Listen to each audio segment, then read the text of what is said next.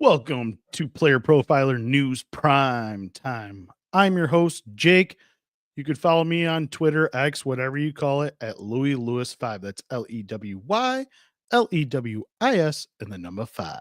It's also right there on your screen, so be sure to check it out. Follow me. I actually follow everyone as well here at Player Profiler. But thank you for tuning in to today's show. We have things going on here at Player Profiler throughout the whole week, so be sure to follow us. You're doing a good job watching right now. Just make sure you hit that subscribe button and follow us on your fantasy journey.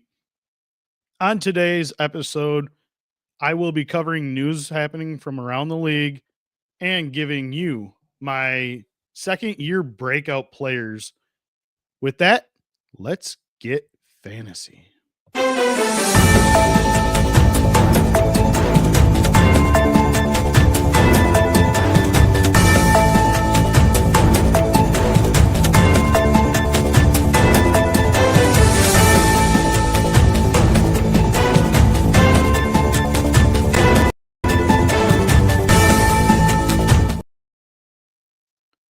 Big news right now is the Tush Push going to get banned? I mean, there's a league vote tomorrow. And what does this mean? I it's hard to say because if it does get banned, I think Jalen hurts. It hurts him. I mean, weird. But ultimately, if it does get banned from the league, they have a vote tomorrow. It got pushed off from previous meeting in April, I think it was. But that subtracts roughly like 8 touchdowns for Jalen Hurts. And that's good news for Saquon Barkley owners because that means you probably are going to get a lot of added bonuses on top of the potential 2,000 yards rushing again. In my opinion, I just think get better and play better defense. Learn how to stop it. Invite these people that know rugby. You know, that's really what it comes down to. It's a rugby play. Who gets, their shoulder pads lower. If you want to stop it, make sure you have these rugby trainers coming out, work with the defensive line, work with your offensive line if you're trying to do it as well. Is it just for quarterbacks? No. We see, Travis, what is it? Tucker Kraft, sorry.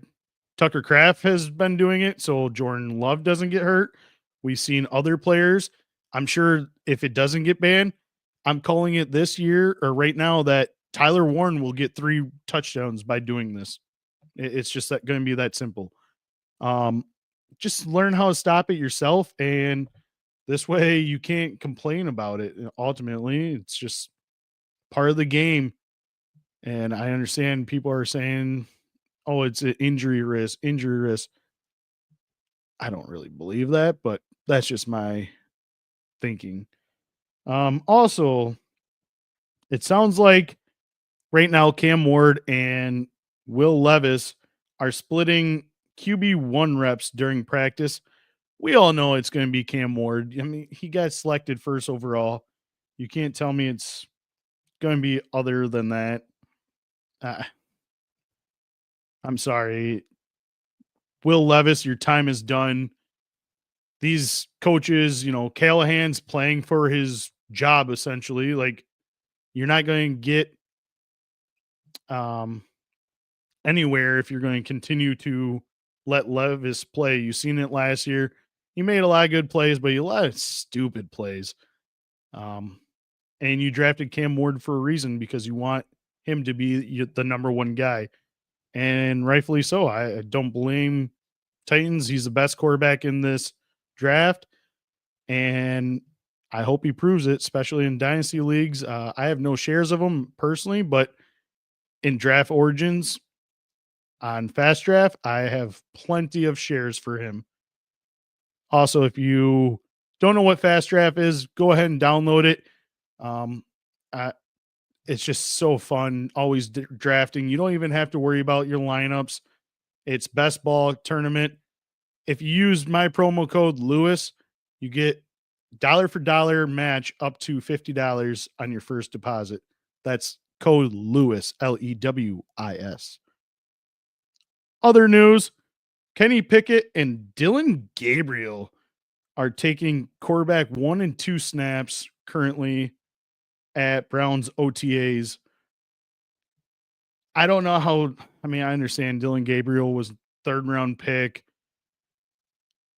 Reports came out, yes, that Shadir Sanders was far better than Dylan Gabriel in rookie minicamp. I think, personally, I think Kenny Pickett or Joe Flacco should be the quarterback 1 currently. And then it's probably going to go to Shadir Sanders week 10, probably, just because the Browns are going to be, I don't think the Browns are going to be that great this year personally, but that's going to put people in the seats. They're going to sell tickets with Shadir Sanders. And I think it's a good idea to have Shadir start ultimately. Like, why not give him a chance? You got 2 first round picks next year if he does something. And even I guess Dylan Gabriel, if he does something, at least this way you have you have 2 first round picks to help him out. Matthew Golden signed his rookie deal. Marvin Harrison Jr., it sounds like he's been hitting the weight room, putting on muscle. Also entering his goals this season is just win more games. Shadir Sanders signed his rookie deal, but the biggest news is got to be the Tush Push coming in for this week. With that, let's hear a word from the Podfather about Origin Draft, the rookie. It is a damn shame we only get to do a handful of rookie drafts every season. After doing all this rookie analysis, you want more bites at the apple. And that's why we have the Fast Draft Origins tournament. You draft 6 rookies, the top 4 into your lineup. It's best ball style, and it's just $5 to win a $5,000 first prize. So if you're passionate about Taj Brooks or RJ Harvey, get on Fast Draft and use your favorite creator's code to get a $50 deposit match. A $50 deposit match to go make thousands of dollars drafting the rookies that you know and love.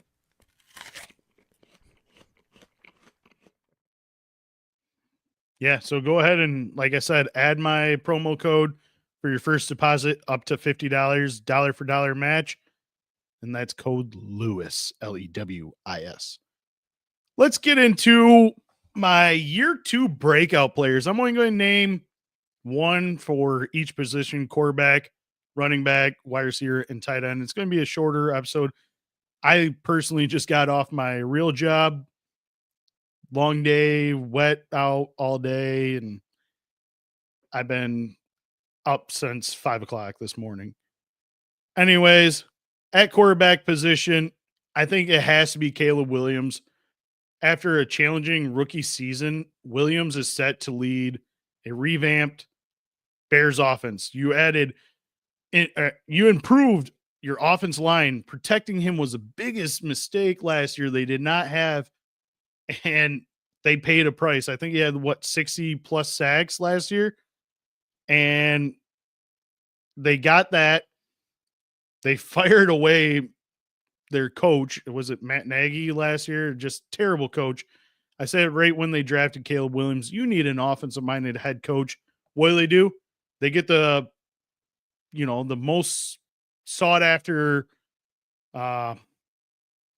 available coach in Ben Johnson, and he's an offensive player, or head coach. He's got tools around him. If he didn't have enough last year, what do? You had DJ Moore, Swift, Cole Kmet, Roman Dunze last year's draft as well. What else you had? You had another top 10 playmaker in Colson Loveland. And in the second round, let's hit that damn thing again and get him Luther Burden III. Oh, Kyle Monangai, late on 7th round. He looks pretty similar to Isaiah Pacheco. Maybe it's just because he's coming out of Rutgers, but expect him to have a good season as well this year. But yeah, 2024, he was running for his life mostly, finishing as quarterback 16. Now with an actual offensive minded coach, amazing offense line. You know, they got Joe Tooney and others. He should slide easily into top 10 consideration for quarterbacks. I just don't see how he doesn't. I'm calling it now. He'll be the first Bears quarterback over 4,000 passing yards and over 30 passing touchdowns. Last year, he had 3,500, 20 touchdowns, 6 interceptions. That's one thing that he's actually was good. He didn't turn the ball over a whole lot. He had 6 interceptions. He also added 489 yards rushing, but he took a league high 68 sacks. That's where it killed for fantasy. In some of my leagues, you get -1 point for a sack. Should have just traded his, with that bad offense line. But yeah, you added Johan Jackson, Joe Tooney, and Drew Ballmore, and you have Darnell Wright starting at right tackle. Amazing, what Ben Johnson did previously with Jared Goff's career. He, redefined him and made him into a winner, great quarterback. I mean, hell, I'd have Jared Goff in most of my fantasy if I could too. And I think he is going to play to Caleb Williams' strengths as a dual threat quarterback. He's going to get outside and he's going to run. He's probably only going to run for 400 or 500 yards, but that's 400 or 500 yards more than, other players such as like pocket quarterbacks. I don't think Joe Burrow's taken off for that much, but it has to be easily the number 2 or the second year breakout has to be Caleb Williams. To me, the only other one, I'll say this as well, I'll do an honorable mention. I think Drake May is going to be up there too, just because he's getting upgraded offense line. You drafted Will Howard 4th overall. You got a better head coach in Mike Vrabel, and you get help at the skilled position. Last year, Jared, was it Mayo? I think he did not. He had his work cut out for him and ultimately failed. It is simple. And you could see that across the board. You drafted Jalen Polk high with your number 2 overall or second round pick, and he flopped. He got beat out by Keyshawn Butte and Demario Douglas. Javon Baker, he's dust too. What do? You get Travion Henderson coming out of the backfield. He's going to be your James White in this Josh McDaniels offense, and he's going to be a better. He very well could play a whole lot if Ramondre Stevenson does in fact start fumbling. Watch out for Henderson. It's a big plus there. But we're talking about Drake May. I think with his divisions, he's going to be behind a lot, so he's going to be throwing a lot. I mean, that's the same thing with Caleb Williams. It's going to be a shootout division. You got the Vikings, you have the Packers, you have Detroit, all and themselves. All 4 of them can put up points, and I think they're going to be behind quite a bit. So I'm thinking they're going to throw a lot, but especially for Drake May and Patriots and company, like, who says they're not going to be behind? Because they will be. What do you think about that, chat? Let me know. Put in the comments. I'll try to get to them. At running back, I mean, this is probably the hardest position to predict.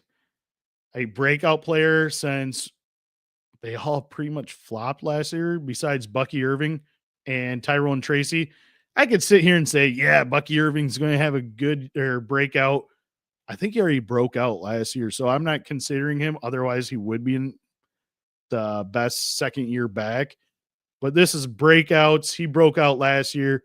He's got the starting job over Rashad White and Sean Tucker.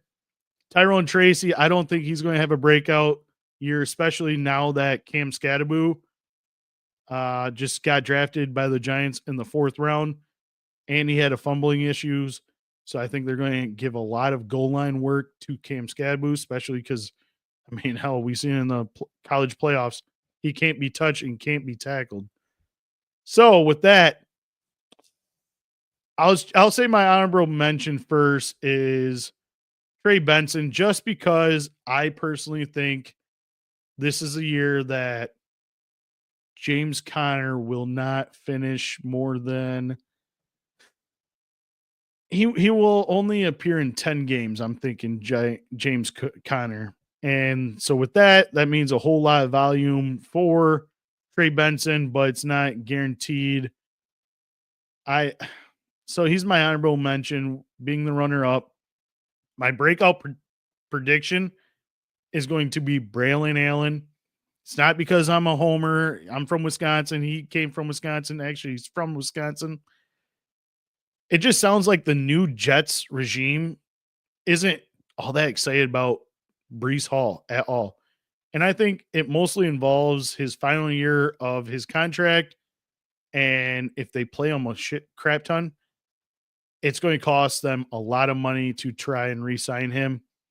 And with that being said, I think they're going to use Braylon Allen a whole lot more than we anticipate and expect, because, again, he's only on his 2nd year of his 4-year rookie contract.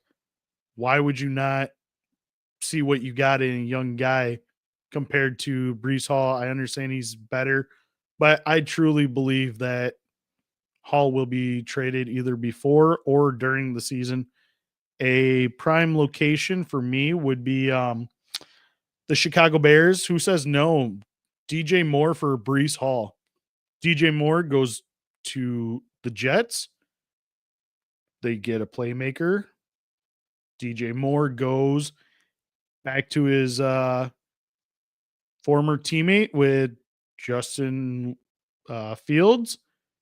And Ben Johnson gets an actual running back he probably wants rather than DeAndre Swift. What do you think about that trade, chat? Let me know. But anyways, we're talking about Braylon Allen. And if that happened, the sky is the limit for Braylon Allen. I mean, how is he not going to be the breakout player that we want or I want? I'm trading for him or trying to in most of my dynasty leagues when I can pick up shares. Last year, he had 334 yards rushing on 92 carries, 148 yards receiving on 19 receptions. So he had a total of 482 yards. And he's only done that, or he's under 21 right now. Jesus. So yeah, he's under 21. So for dynasty purposes, get you some Braylon Allen. But it should be an increased backfield with 3-down system running back. Aaron Glenn already came out and said he wants to give these guys all opportunities and do a running back by committee.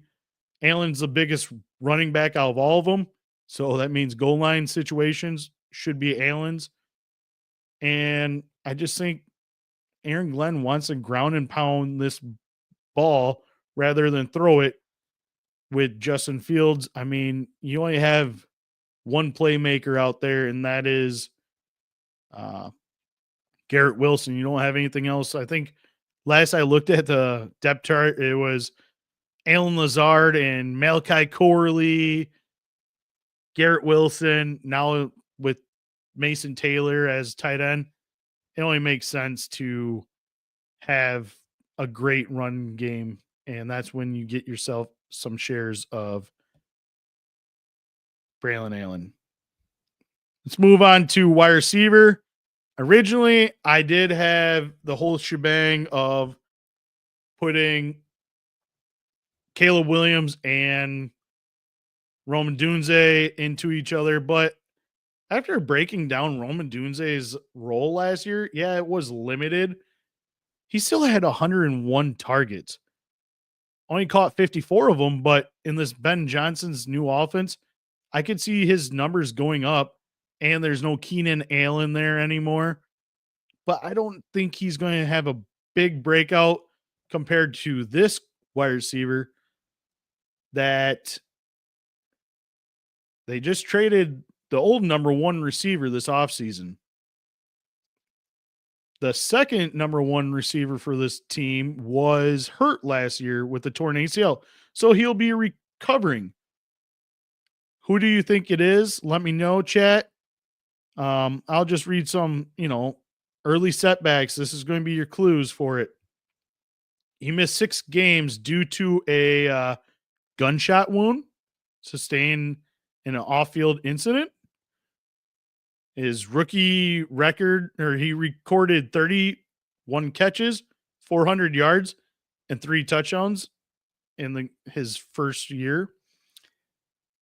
In week 17, he posted 8 catches, 141 yards, and a touchdown. Marks the most yards receiver by a 49er rookie in a single game since Jerry Rice, 241 in 1985. If you guess Ricky Pearsall, you are correct. I think he's got easily the biggest ceiling out of these receivers coming into second year. He's getting all the snaps with the first team offense. They just signed Brock Purdy to big money contract, so expect huge things with that. But I think Ricky Pearsall, with able to train, he missed 6 weeks because of a gunshot wound during the offseason last year. So you didn't have a full mini camp, training camp, whatever you want to say. He didn't play in any preseason games. He was shot. Like, this guy got shot in the chest and he's recovering. So he missed the whole first 6 weeks. It was potential, life-threatening in a way, I guess you'd say, any gunshot. But anyways, now all of a sudden, so he was supposed to be the wide receiver 3 going into the offense with Deebo Samuel and Brandon Ayuk there. Also, they have, I can't remember, Juwan Jennings, there we go, and George Kittle, but they traded away Deebo Samuel. They traded him. Brandon Ayuk's recovering from a torn ACL. I don't think he's going to be available week 1. I'm guessing he's going to start on the PUP list, he's going to be gone for 6 weeks. But I just feel like he's going to be out there. And he's not going to give up the job. He's going to have Juwan Jennings out there as well. George Kittle, obviously, he signed a huge contract as well. So he's going to be there.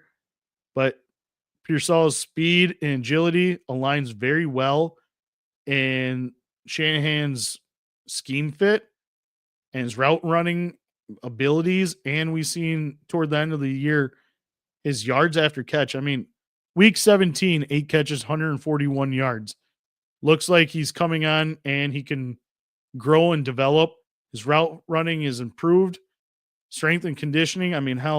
When you're missing your whole preseason, you don't really have the greatest condition, but focusing on that can increase his durability, performance throughout the season.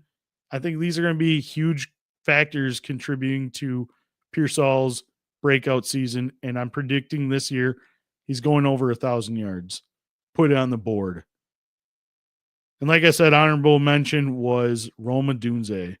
Let's get into tight ends. And this one, again, I could say, Brock Bowers.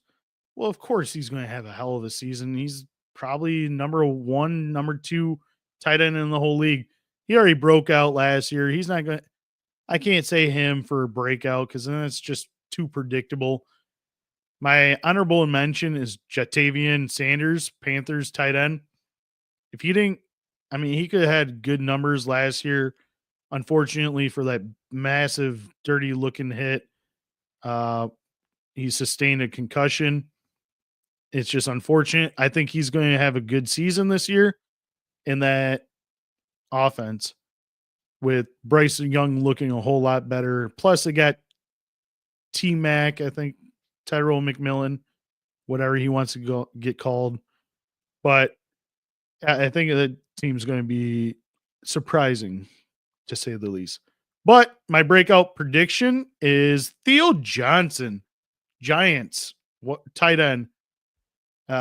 He's very athletic, talented. Coming into the season, he got his rookie year cut due to injury, and bad quarterback play also did not help get Johnson going last year.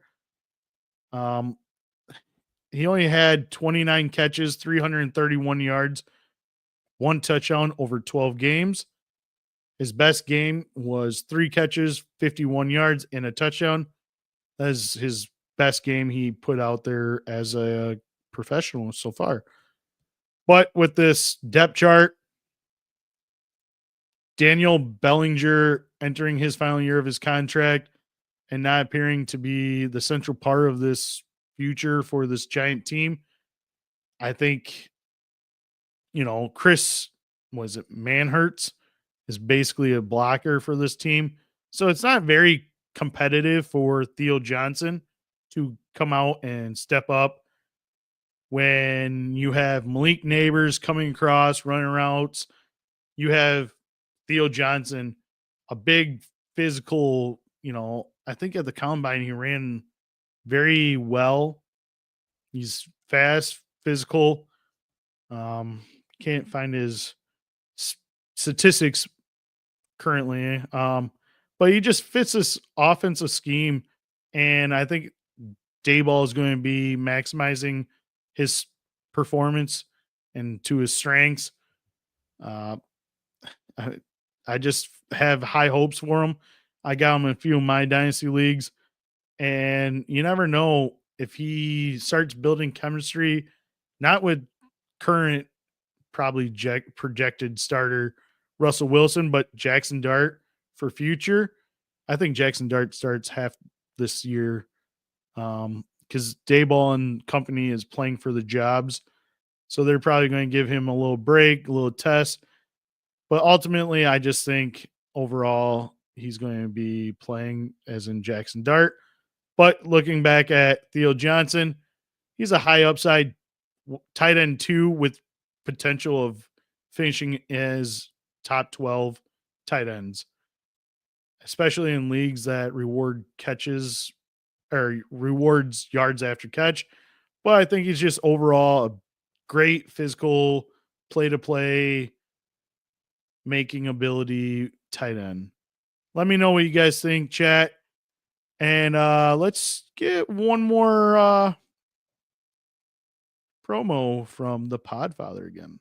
If you play in Dynasty, you need Dynasty Deluxe, our premium package for Dynasty Leaguers. We rank over 300 players, updated every week, all year long. And there's a win now mode and a rebuild mode with superflex and tight end premium controls. And a Dynasty League sync where you can say, sync down all of my sleeper teams, all my FFPC teams, and then you can browse around your leagues for who has needs, and then you can use our trade finder to see what kinds of trades are happening in leagues that are similar to the one I want to do. Then you can analyze trades using our trade analyzer, which balances the lifetime value, which includes pick values out to like 2028. All of that plus the rookie guide, $25 value is included. So if you're just in one Dynasty League, Dynasty Deluxe is well worth it. And use your host's promo code, and you can bump up to all in and get $25 off. Yeah, go ahead and use my promo code Lewis, Lewis, and you get $25 off the all-in package. It's well worth it. And here at Player Profiler, we like to keep you in the know.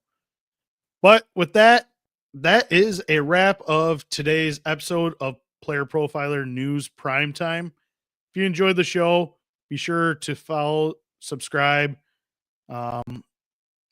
listen to us throughout the whole week, and get expert analysis and fantasy tips. Remember to follow myself on Twitter at LouisLewis5. That's on the screen. Lewys, Lewis, and the number 5. Also, go ahead and give my podcast, Fantasy Endzones, a listen. And I'll see you fantasy gamers next week. Have a good week and take care. From the Podfather to you, I deeply appreciate you tuning in. And many ask, what can I do? What can I do to help support the hosts, the research they do, the production costs? Go to PlayerProfiler.com, Dynasty Deluxe, World Famous Draft Kit, Rankings, DFS Dominator, and of course, data analysis. Subscribe to any one of those, and you support all of us and take Player Profiler to the moon.